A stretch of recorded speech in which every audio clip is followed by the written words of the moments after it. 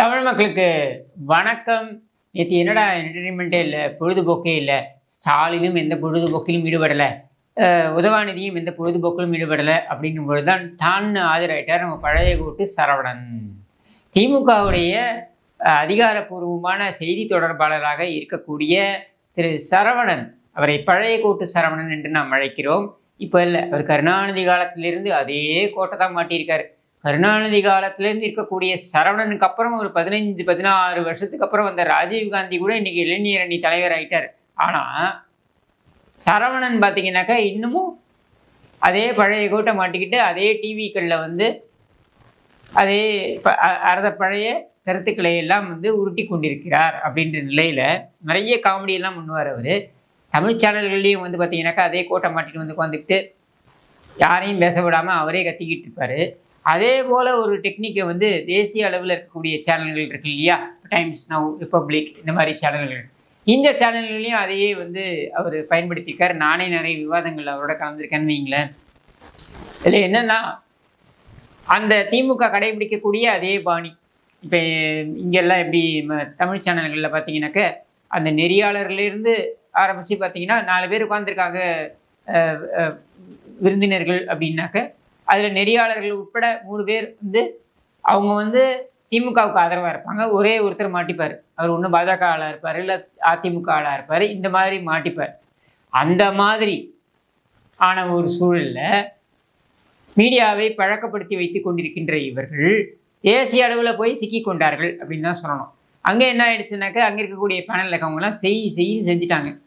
இந்த ஆள் சிதம்பரத்தை இழுக்கிறாரு, அதுக்கு அவங்க ஒரு பதில் சொல்கிறாங்க, உங்கள் சிதம்பரம் தான்டா இந்த சட்டத்தையே கொண்டு வந்தாங்க, அதுக்கு நீங்கள் தான் ஆதரவு கொடுத்தீங்க அப்படின்ட்டு விவசாயிகள் அந்த சம்மந்தப்பட்ட அந்த சட்டம்.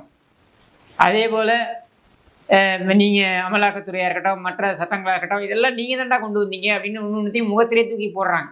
ஃபேக்ட்ஸோட பதில் சொல்ல தெரில. உடனே என்ன பண்ணார், ஒரு கட்டத்துக்கு மேலே போயிட்டு பராசக்தியை உள்ளே கொண்டு வந்தார். இந்தி உங்களுக்கு தான் தெரியுமே, இவங்களுக்கு எதுவுமே பதில் சொல்ல தெரியலனாக்கா இந்தி அரக்கி உன்னை நாங்கள் எதிர்க்கிறோம் அப்படின்னு ஆரம்பிப்பாங்க இல்லையா, அப்படி ஆரம்பித்தார். அப்படி ஆரம்பித்த உடனே அவங்க உடனே அங்கேயும் மடக்கிட்டாங்க. அவங்க என்ன கேட்டாங்கன்னா, சரிப்பா உன் பராசக்தி படம் யாருக்கு எதிராக எடுக்கப்பட்ட நீங்கள் போராட்டம் நடத்தியதை முன்வைத்து எடுக்கப்பட்ட படம் அப்படின்னு கேள்வி கேட்குறாங்க. நம்மளால் உடனே காங்கிரஸ்னு ஒத்துக்கிட்டார். சரி, இப்போ நீ யாரோட கூட்டணியில் இருக்க, அதே காங்கிரஸுடன் தான் அப்படின்னு உடனே நீங்கள் பதில் என்ன சொல்லிக்கணும், இயல்பாக என்ன அந்த கேள்வி கேட்குறாங்கன்னா என்ன சொல்லுவோம், ஏங்க அரசியலில் இதெல்லாம் நடக்கிறது தானேங்க, அரசியலில் இதெல்லாம் சாதாரணப்பா. இப்போ நீங்கள் பாஜகன்னு சொல்கிறீங்க, நீங்கள் எங்கே கூட கூட்டணி வைக்கலையா, திமுக கூட பாஜக கூட்டணி வைக்கலையா, திமுக கூட காங்கிரஸும் கூட்டணி வைத்திருக்கிறது, பாஜகவும் கூட்டணி வைத்திருக்கிறது.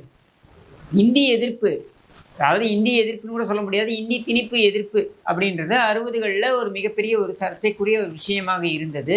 பல பேர் உயிரை விட்டிருக்கிறார்கள். இதெல்லாம் ஒரு பேசும் பொருளாக இருந்தது, அன்றைக்கு உணர்வை தூண்டக்கூடிய ஒரு விஷயமாக இருந்தது. ஆனால் இன்னைக்கு நீங்கள் எடுத்துக்கிட்டிங்கனாக்க அதையெல்லாம் கடந்து நம்ம வந்திருக்கோம் அப்படின்ற ஒரு சூழலில் இன்றைக்கும் அதையே உருட்டி கொண்டிருப்பது அப்படின்றது ஏற்புடையது அல்ல அப்படின்றதுக்காகத்தான் அது சொல்லப்படுகிறது. இன்னொன்று, பேனலில் வராங்கன்னு வைங்களேன், தேசிய ஊடகங்கள் இருக்கக்கூடிய விவகாரமே என்னென்னா, பேனலில் வரவங்க ஒரு சில பேர் ஹிந்தியில் பேசுவாங்க. அப்படி அவங்க பேசும்பொழுது உங்களுக்கு அதில் உடன்பாடு இல்லைன்னா நீங்கள் தமிழில் பேசலாம், பதில் சொல்லியிருக்கலாம். இல்லை நீ ஹிந்தியில் பேசியிருக்கிறது எனக்கு புரியல, நீ மொழி மாற்றம் செய்து எனக்கு கொடு அப்படின்னு கேட்கலாம். இது ரெண்டுத்துக்கும் வாய்ப்பு இருக்குது. இதை ரெண்டையும் செய்யாமல் நம்ம சரவணன் என்ன பண்ணிட்டாருன்னா, அப்படியே அந்த கோவம் தலைக்கு ஏறி, என்னடா நம்மளை பார்த்து இப்படி சிரிப்பாக சிரிக்கிறாங்கன்னு, உலகமே உங்களை பார்த்து சிரிக்குது, திமுக பார்த்து சிரிக்குதுன்ற நிலையில் ஸ்டூடியோவும் பார்த்து சிரிக்கும் பொழுது என்ன பண்ணுறது தெரியாமல் அவங்கள பார்த்து இவர் கொண்டே பதிலுக்கு அப்படின்னு ஒரு சிரிப்பு.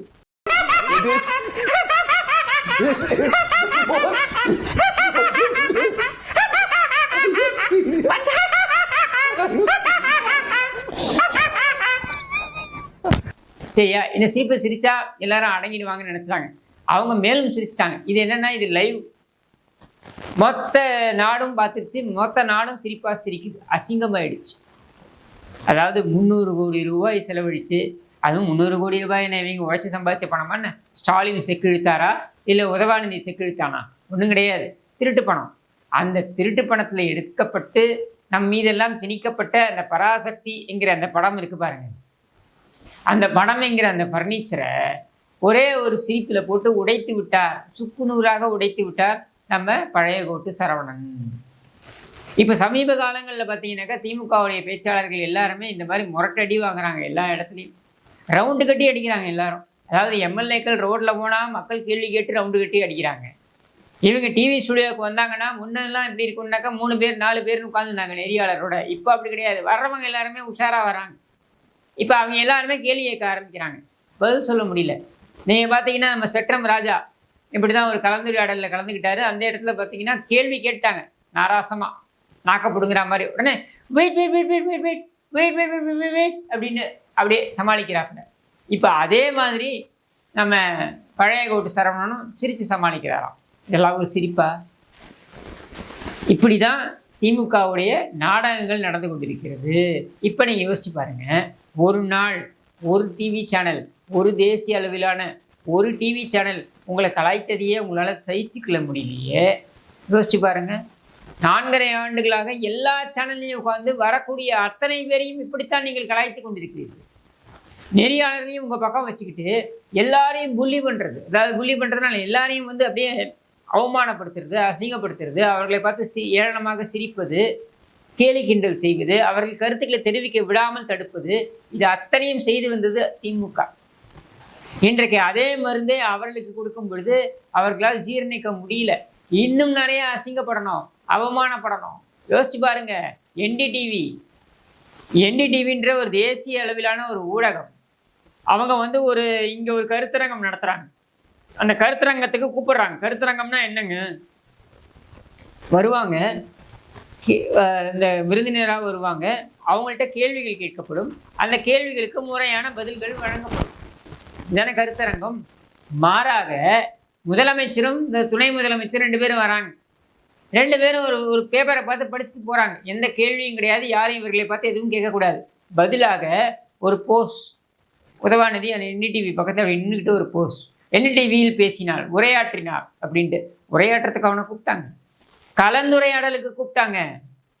1/2 மணி நேரம் சளைக்காமல் அத்தனை கேள்விகளுக்கும் பதில் சொல்லியிருக்கிறார் எடப்பாடி பழனிசாமி. எதிர்க்கட்சி தலைவர், ஒரு முதலமைச்சராக இருந்து இத்தனை சாதனைகளை செய்திருக்கிறேன் என்று பறைசாற்றிக் கொள்ள நீ ஏன் முன்னால் கேள்விகளை எதிர்கொள்ள முடியல? ஏன் உன் துணை பொம்மையால் எதிர்கொள்ள முடியல?